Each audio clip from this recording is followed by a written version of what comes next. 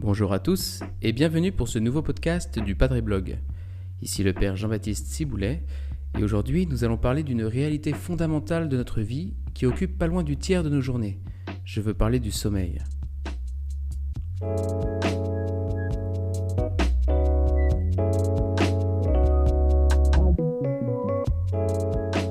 Finir une tâche urgente, s'amuser jusqu'au bout de la nuit avant de retourner au bureau ou voir une bonne série d'une seule traite, qui n'a jamais rêvé de ne pas avoir besoin de dormir?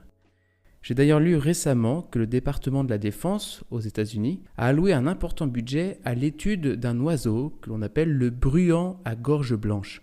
Cet oiseau a la caractéristique de pouvoir rester éveillé jusqu'à 7 jours d'affilée en période de migration lorsqu'il descend de l'Alaska jusqu'au Mexique. Ce comportement lui permet de voler de nuit et de se mettre en quête de sa nourriture la journée sans prendre de repos.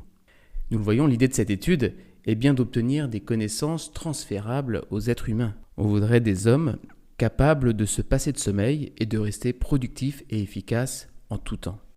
Cela participe du puissant mouvement transhumaniste qui cherche à repousser au maximum les limites de l'être humain pour qu'il soit toujours plus puissant, toujours plus performant. Or, le sommeil fait partie de notre nature humaine et il dit quelque chose de ce que nous sommes. Je vous propose donc dans ce podcast de nous pencher sur ce que la Bible dit du sommeil. Car dans la Bible, figurez-vous, on dort beaucoup. Je vous propose de nous arrêter sur quelques-unes des significations du sommeil. Ce podcast ne sera pas un tuto pour bien dormir, je ne vais pas vous parler d'infusion ou de plantes, je ne vais pas vous donner des conseils de literie. Pour cela, vous avez tout ce qu'il faut dans Santé Magazine ou Marie-Claire. Alors, première signification du sommeil. Le sommeil est le signe que nous ne sommes pas tout-puissants. Nous ne sommes pas des bruants à gorge blanche, nous ne sommes pas non plus des machines. Nous avons besoin de dormir chaque jour, car le sommeil régénère notre corps et notre esprit, il refait nos forces. Notre besoin de dormir nous rappelle que nos forces sont limitées.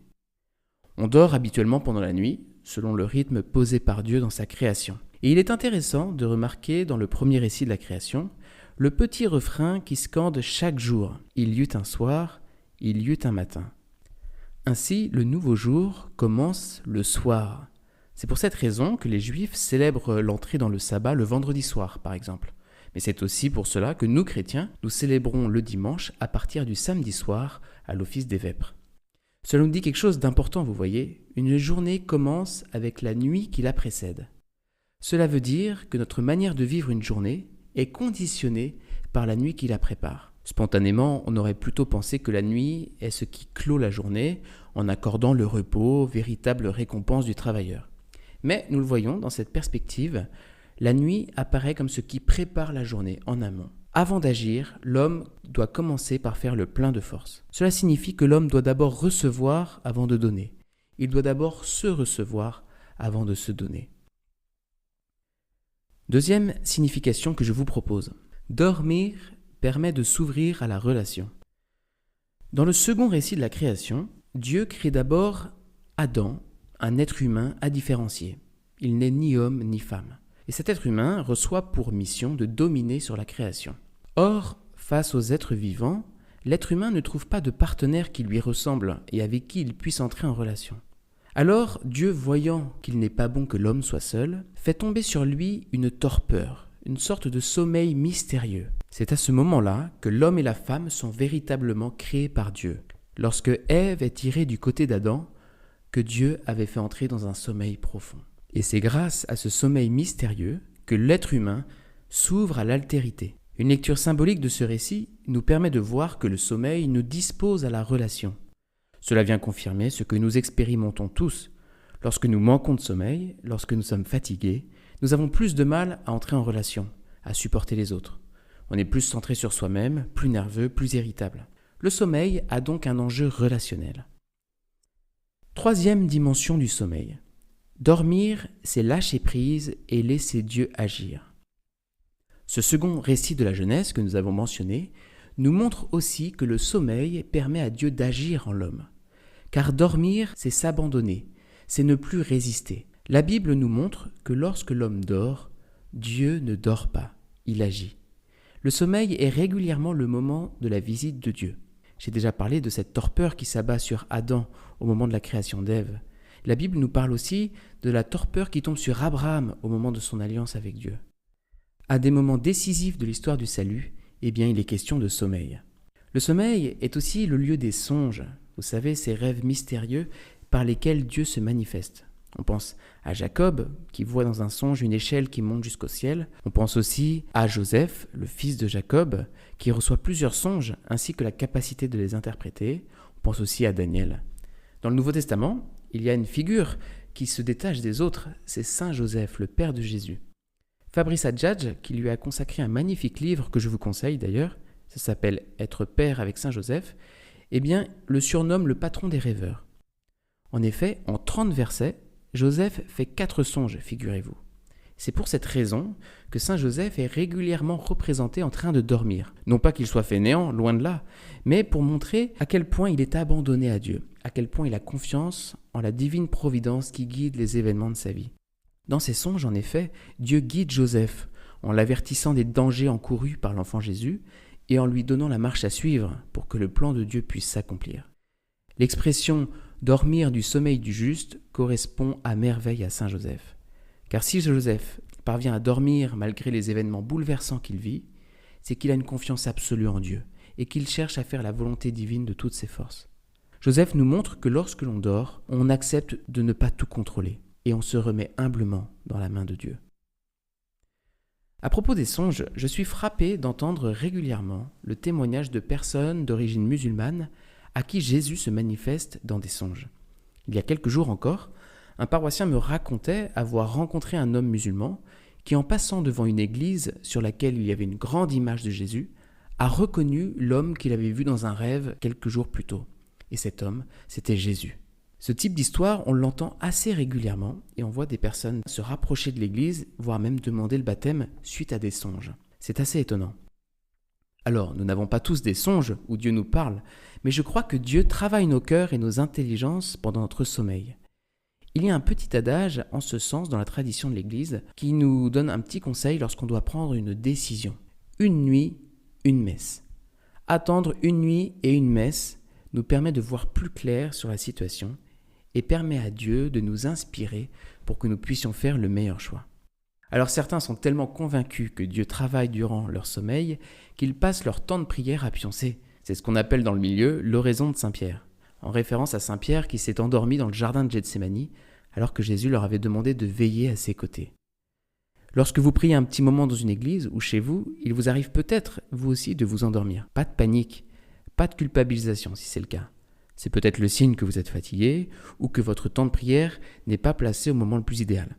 Mais cette petite absence face à la présence réelle a aussi une vertu, vous voyez. Elle nous désarme et nous dispose à laisser Dieu agir en nous. Quand j'étais au séminaire, chaque jour, nous avions 1 heure d'oraison. Et très régulièrement, je m'assoupissais une bonne dizaine de minutes. Alors au début, ça m'agaçait un peu, ça me contrariait. Et puis j'ai remarqué que m'endormir me permettait d'évacuer toutes les préoccupations qui m'agitaient l'esprit. Et cela me permettait de lâcher prise, à vrai dire. Et je me rendais compte qu'en me réveillant, j'étais bien plus paisible, bien plus serein. Et ma prière et ma présence à Dieu étaient de bien meilleure qualité. Alors vous le voyez, le sommeil est un lieu privilégié où Dieu peut venir agir en nous. Vous connaissez sans doute ce petit verset du psaume « Dieu comble son bien-aimé quand il dort ». Dernière dimension que je vous propose à propos du sommeil.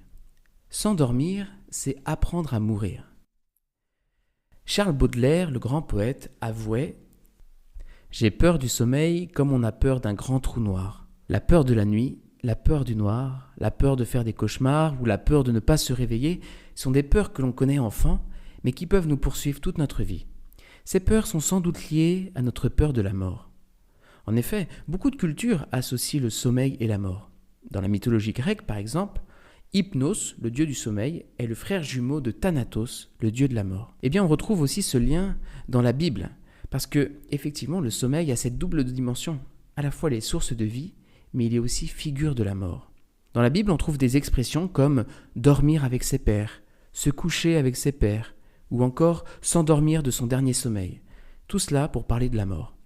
Jésus lui-même dit de Lazare ou de la fille de Jaïr qu'ils dorment alors qu'ils viennent de mourir. Dans la bouche de Jésus, cette métaphore du sommeil permet de manifester que la mort n'est pas un néant absolu, mais qu'elle va mener au réveil de la résurrection.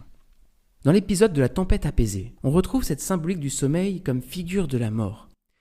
Les disciples, au milieu de la barque, sont complètement paniqués face au déchaînement des éléments. Et que fait Jésus pendant ce temps-là ? Eh bien, il dort.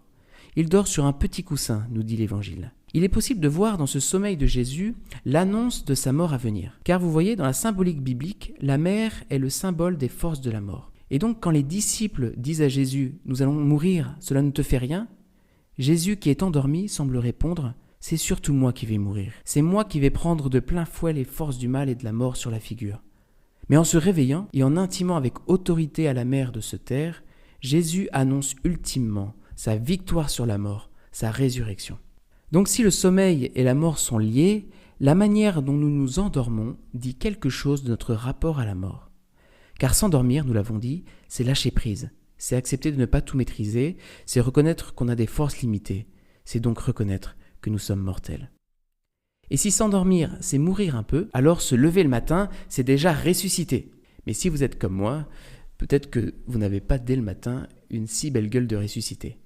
Prendre conscience de cela, c'est sans doute quand même une manière d'habiter spirituellement ce moment du lever. S'éveiller à la vie que Dieu nous donne à nouveau, une vie plus forte que la mort, une vie promise à l'éternité.